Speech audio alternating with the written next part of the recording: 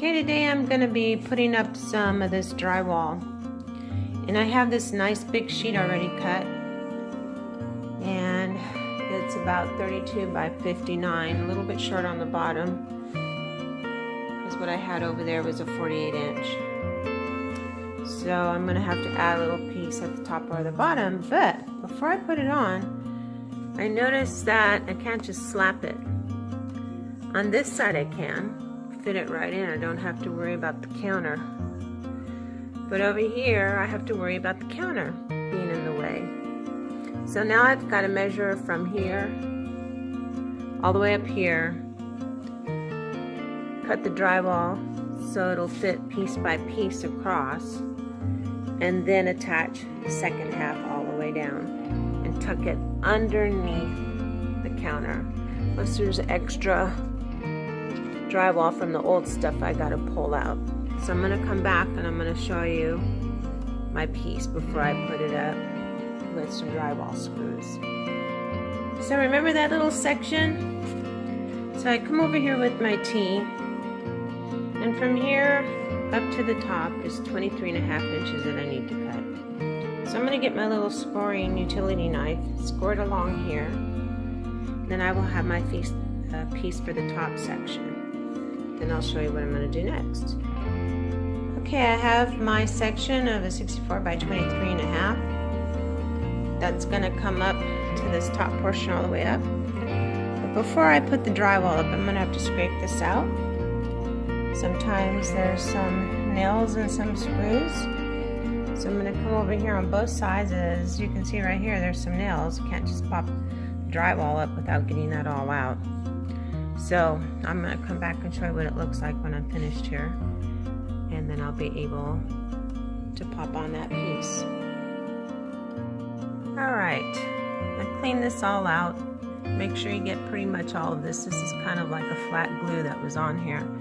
But the better you clean this out, get all of the staples and finishing nails out of there, your piece will lie down very nice and tuck in. And make sure, and I do, make sure you always wear gloves when you're working. It helps with the little nicks, but also too, you're dealing with fiberglass here, little particles of glass. That can make your hand itch, and it doesn't come off very easily. So I have just specific gloves that I wear when I'm working around fiberglass, because it does stick to the gloves. And I do wash my gloves once a week. Believe it or not, I hand wash them. And I also, but I love these gloves. As you can see, I need to sew this up, but I've had these for about a year. I love them because they're thin. They do give my hands some protection. They fit pretty good. And I'll keep sewing them as long as I can. That doesn't mean I'm cheap. It's just kind of like an old pair of jeans when you have something that you really like. Like I have an old pair of Levi jeans that I've worn for years that I keep. So I'm going to come back and pop this in and get some drywall screws, and then we'll tape it. So that'll be our next little thing we get to do. One thing I wanted to point out, and sometimes you see these things after the fact and you're like, darn, I didn't have to cut that. But as you can see, there's a space where behind this counter I could have tucked in the full sheet once I cleaned it out and then put it all the way down. I typically see that, but this time I didn't. So I've cleaned it all out.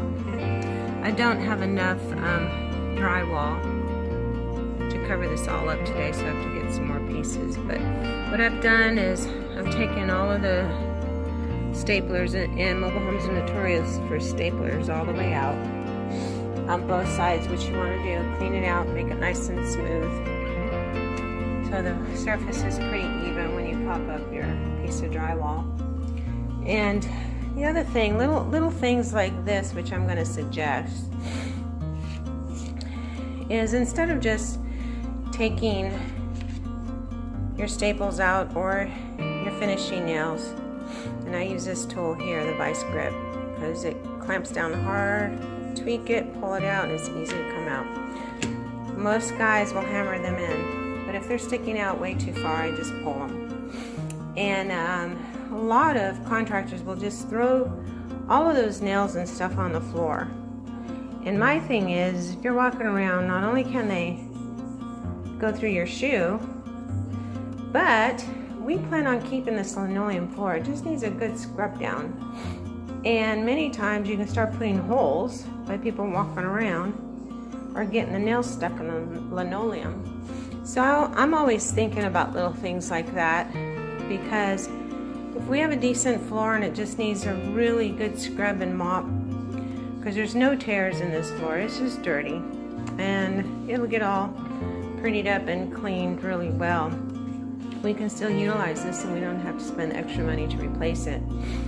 But in this section here, you know, from this part back, we'll put some flooring down there so the wood is not exposed.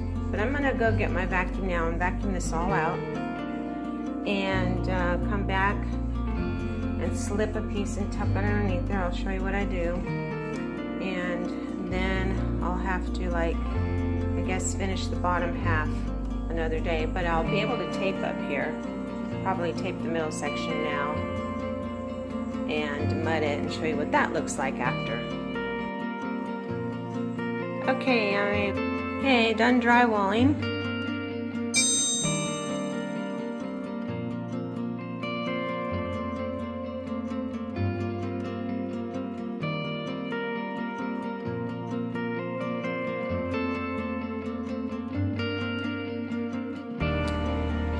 Okay, right now I've put on one coat of light gray, and I'm going to have to come back and take the blinds down and patch up any holes over there while I'm painting in here. This is the front section of the house. I don't like nosy people. But I'll take that down and get around the window. As you're looking at it, you can see that there's going to be areas that's going to need a second coat. And this window, the blinds will come down too, and I will take care of it, patch the holes, and finish painting. I decided to take that little piece of trim that was in the middle of the room off. And let's look at this close. This is how, or I should say what color it was. And possibly a smoker was in here before. We took out the carpet and everything, so I really can't smell it. But good thing with Kills, it's a stain blocker and it takes away the smell and all that. So I decided to take this trim off the wall. I don't know if I'm gonna put it back up or not. Usually I don't.